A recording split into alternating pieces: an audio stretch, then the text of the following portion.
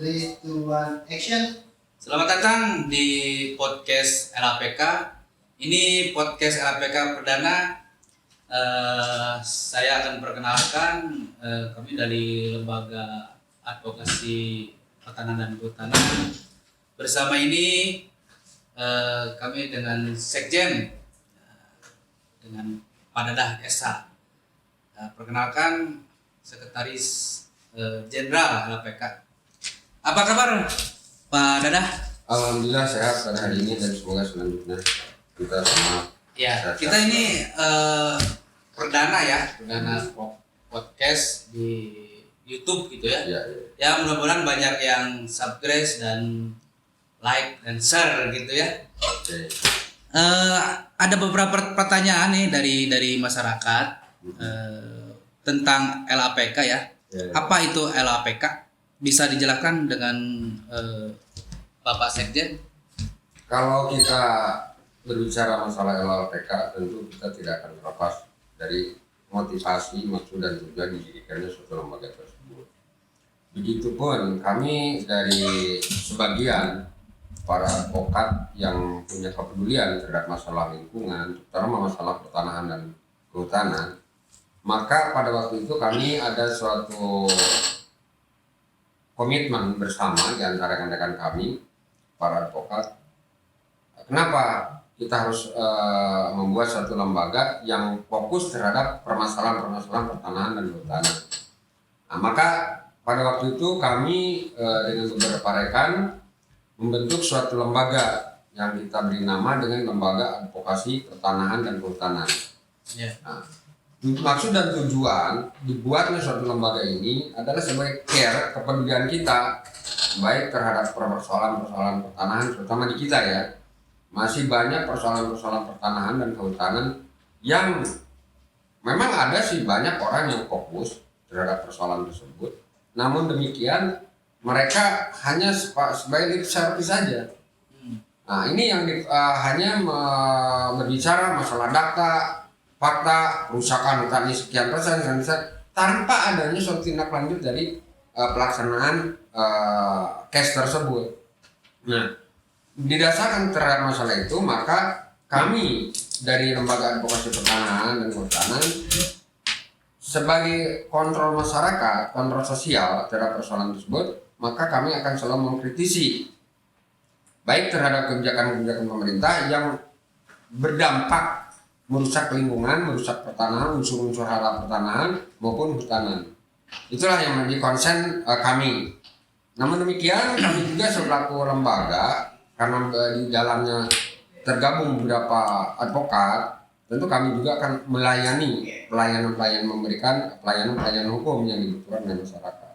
Jadi secara simpelnya LAPK itu dibentuk karena ada kepedulian terhadap persoalan-persoalan pertanahan dan kehutanan khususnya di Indonesia ini ya. Khususnya juga di Jawa Barat, Ya, khususnya di Jawa Barat, yang di Jawa Indonesia Barat, lah.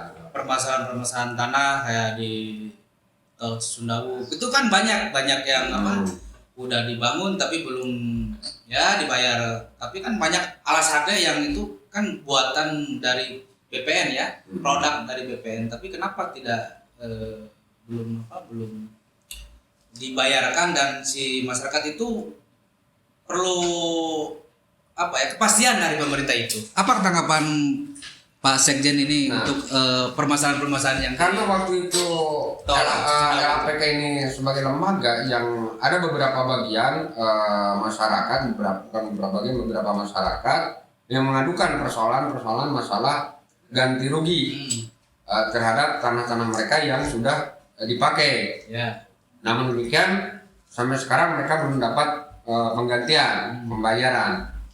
Nah, akhirnya mereka LAPK waktu itu mencoba menjembatani dan menangani perkara tersebut sampai dilakukannya gugatan oleh masyarakat ke Pengadilan Negeri Sumedang waktu itu, karena ada tanah mereka ada di sektor 1 atau sektor 2 lah waktu itu.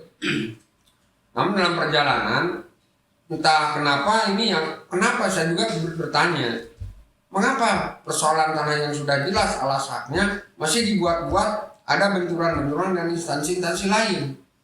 Padahal waktu itu berdasarkan dari fakta masyarakat, itu mereka sudah bersertifikat, sudah ada yang AJB, ada juga sebagian yang dikitir. Nah, itu udah jelas dan mereka sudah menempati mengelola tanah itu berpuluh-puluh tahun. Nah akhirnya kami coba gulirkan diajukan gugatan ke Pengadilan Negeri terhadap panitia pelaksana pengadaan tanah jalan. Namun dalam akhirnya kami diputus dengan putusan NO, ya kekurangan pihak atau gugatan yang tidak jelas. Padahal itu udah jelas kalau menurut kami ya. Waktu itu udah jelas batas-batasnya mana, itu udah jelas. Ya, itulah permasalahan hukum. Tapi sampai sekarang LAPK tetap mendampingi dan mengadvokasi dari masyarakat yang terdampak oleh adanya jalan tol Cisumdawu itu. Jadi LPK itu di masyarakat Wajah Barat udah dikenali ya dengan adanya kita membantu masyarakat yang di ujung jaya itu kalau nggak salah ya. Iya betul. Untuk membela hak-hak tanah mereka. Terus pertanyaan selanjutnya. Iya. Dasar kenapa didirikan LAPK? Ya itu tadi pada awalnya kita udah ulas ya. Bahwa kami dari kelompok para advokat yang punya kepedulian terhadap masalah persoalan tanah dan hutan, maka ada suatu komitmen bagaimana kalau kita bentuk suatu lembaga yang kita punya fokus terhadap masalah pertanahan dan hutan. Nah dari situlah terinspirasi dan kami membentuk suatu lembaga yang diberi nama Lembaga Advokasi Pertanahan Kehutanan yang disingkat LAPK. Jadi bukan khusus untuk pertanahan dan kehutanan ya? Tidak. Apalagi tidak. nanti kalau misalkan ada masyarakat yang pengen didampingi permasalahan hukum perdata dan pidana, kita bisa dibantu. Bisa, karena di LAPK itu memang itu lembaga yang fokus pada persoalan. Tapi yang pada umumnya kita fokus terhadap masalah persoalan hukum atau masyarakat yang kena persoalan hukum, kami juga melayani. Misalnya seperti gini, ada yang kena masalah persoalan pidana, perlu pendampingan atau ada persoalan keperdataan. Nah itu kami melayani mereka atau mereka yang datang ke kantor kami untuk konsultasi dan selanjutnya untuk diminta untuk menangani, ya kami melayani. Jadi LAPK itu karena ada divisi hukumnya ya, divisi pelayanan hukum terhadap masyarakat. Jadi boleh masyarakat ini terbuka sih. Kita tidak hanya masalah menyangkut persoalan pertanahan saja ya. Tapi sengketa pertanahan kan di masyarakat lebih banyak. Itu yang menjadi persoalan. Ya. Nah, makanya kita juga menjembatani masyarakat yang kena persoalan tanah seperti contoh gini. Dan yang masyarakat dia jual beli misalkan ya, tapi dia bukan AJB, misalnya pengikatan jual beli. Nah, lantas ini kan bagaimana kedudukan hukumnya, status hukumnya PPJB apakah sama dengan akta jual beli? Itu tidak kan? Kalau PPJB berupa calon pembeli ya. Nah lantas tiba-tiba muncul oleh si pemilik tanah itu dilakukan AJB dengan pihak lain tanpa membatalkan terlebih dahulu PPJB ini. Itu kan persoalan hukum. Nah kami juga berikan penjelasan, mengadvokasi mereka ini harus ada persoalan hukum. Dan secara hukum itu tidak boleh, karena ini harus dibatalkan dulu karena ini akta ya. Nah semacam itulah ya. Semacam kasus begitu. Atau biar tidak ribuan. Ini santai pembicaraan kita merokok. Oh iya. Pak Sekjen. Boleh ya. Boleh ya. Oke. Dan biar tidak tegang gitulah dan tidak serius. Betul. Dan gini, misalkan ada masyarakat di sekitaran kita gitu ya. Gimana kalau misalkan masyarakat itu tidak mampu, pengen dibantu lah, benar-benar itu tidak mampu. Gimana itu tanggapan untuk lembaga LPK itu? Karena kalau untuk masalah mampu dan tidak mampu ya, itu kalau untuk ada negara pemerintah dan institusi atau mahkamah juga memberikan pelayanan itu biaya gratis. Jadi, nah makanya asal memang dia orang tidak mampu, itu yang dinamakannya prodeo, bebas ya, bebas dari pembiayaan, tapi dengan catatan harus ada keterangan dari RT RW dan lurah atau desa yang menyatakan bahwa dia itu orang-orang benar-benar tidak mampu. Kami juga melayani masalah itu juga. Jadi masalah ada yang tidak mampu dan mampu, ya kami tetap melayani. Siapa, karena itu hak mereka itu, dan itu kewajiban kita untuk melayani mereka itu. Jadi lembaga LPK itu tidak pilih-pilih ya. Ya, jadi tidak. kita yang tidak mampu juga kita layani asal benar-benar yang tidak mampu dan tidak dibuat-buat ya. Betul lah, makasih ya. Ya itu jadi keberadaan LAPK itu harus dapat dirasakan oleh masyarakat loh. Betul. Nggak bisa masyarakat kita bikin lembaga tapi eksklusif gitu ya, hanya oleh masyarakat tertentu. Nggak, LAPK itu terbuka dan masyarakat yang ingin mengenal LAPK lebih jauh, peranannya dan apa saja yang telah dilakukan, silakan. LAPK terbuka bagi masyarakat umum yang mau konsultasi. Di sini karena ada karena LAPK itu kebanyakan ya pengurus dan anggotanya itu ada advokat. Iya. Nah, itu jadi tidak juga semua advokat gitu ya. Ada juga yang lain-lain. Yang umum ya gitu ya. Iya. Jadi untuk LPK itu tidak mencakup Jawa Barat ya, berarti seluruh Indonesia Karena ya. ini DPP, ya karena DPP dalam pimpinan pusat, sehingga ini sesuai dengan anggaran dasar anggaran rumah tangga dan Kemenkumham itu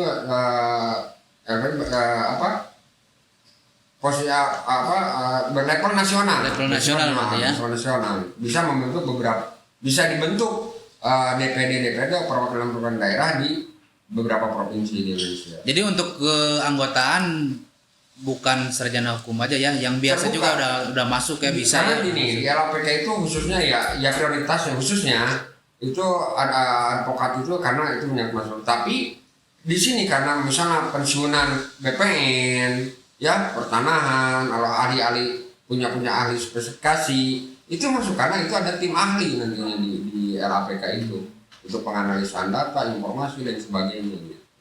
Dan sekarang tuh banyak hutan yang penambangan liar. Itu gimana tanggapan LPK, kan ini mencakup kehutanan ya? Nah, masalah perambahan hutan, ya pembabadan hutan secara liar, ini pernah terjadi di daerah Garut Selatan ya, daerah yang Cisewu. Nah, daerah Cisewu itu kan LAPK pernah turun ke sana survei untuk mengidentifikasi apakah benar laporan dari masyarakat itu adanya terjadi perambahan hutan dan rusak. Nah, setelah itu ternyata ada perusakan penambahan. Nah, untuk memfollow up persoalan ini, maka LAPK membuat data dan catatan faktanya dan melaporkan kepada instansi terkait, terutama di KPH wilayah. Setelah itu kepada Kanwil dan sampai ke Menteri Lingkungan Hidup. Nah, itu kan kewajiban kita. Masalah follow up dari laporan kita ditindaklanjuti atau tidak, yaitu kebijakan daripada pusat pemerintah kita. Apakah sejauh mana benar nggak memperhatikan masalah hutan ini? Nah, itulah. Tapi kita udah melakukan hal-hal yang sifatnya persuasif dan melakukan tindakan-tindakan preventif untuk terjadinya hal-hal seperti itu dengan cara kita kumpulkan masyarakat warga sekitar, memberikan penjelasan bahwa pentingnya hutan itu harus kita jaga, terus kita lindungi. Itu diadvokasi oleh LAPK. Berarti sudah ada laporan ya dari masyarakat. Iya, banyak laporan dari masyarakat. Ada penambangan liar dan Ya. ada beberapa di daerah tuh harus dinegosiasi ya. Banyak lah hutan yang gundul gitu. Itu juga Ya, itu salah satu sasaran atau program tujuan dari LAPK. Masalah reboisasi hutan, pengembalian unsur hara tanah. Nah, itu kan fokus konsentrasi kita. Nah, kita bisa melakukan, insya Allah lah dalam waktu dekat-dekat ini yang menjadi program tahunan kita, LAPK akan melakukan suatu reboisasi penghijauan hutan, ya, terutama di daerah Bandung Selatan. Ya. Selain itu juga melihat beberapa daerah yang tanahnya alih fungsi, yang dulu pertanian, nah sekarang banyak yang jadikan perumahan. Nah, itu kita juga akan mengkritisi masalah-masalah tersebut. Baik. Jadi untuk masyarakat permasalahan tanah kita bisa ke sekretaris LPK ya, di Jalan sekretariat Soekarno LPK, Hatta ya. ya. Dan Marsha juga suka bingung, kadang ada yang kita beli surat beli tanah udah dibikin AJP tapi ada sertifikat itu gimana tuh? Nah itulah persoalan sertifikat ganda, akta ganda ya. Nah itulah persoalan-persoalan hukum yang menjadi fokus dari LPK itu sendiri. Nah kita akan menangani masalah-masalah itu untuk meluruskan ya. Jangan sampai masyarakat dirugikan oleh kebijakan-kebijakan atau produk-produk dari instansi terkait mengeluarkan produk tersebut. Contoh BPN, contoh camat. Jadi ya dalam hal ini seringkali kenapa terjadi sertifikat ganda itu yang persoalan karena seringkali data di kelurahan itu atau di kecamatan itu tidak efektif, masih kurang efektif. Jadi tumpang tindih ya? Iya, tumpang tindih. Dalam surat-surat hak alasnya ya? Iya betul. Oke, Pak Dada, Ya. terima kasih sudah ke LPK Podcast ini. Semoga informasi dari dan penjelasan lah dari Pak Sekjen ini bisa manfaat untuk masyarakat. Amin. Itulah yang kita harapkan. Oke, terima kasih dan sampai jumpa lagi. Wassalamualaikum warahmatullahi wabarakatuh. Waalaikumsalam warahmatullahi Akhirnya perdana. wabarakatuh. Sebenarnya detik Bang.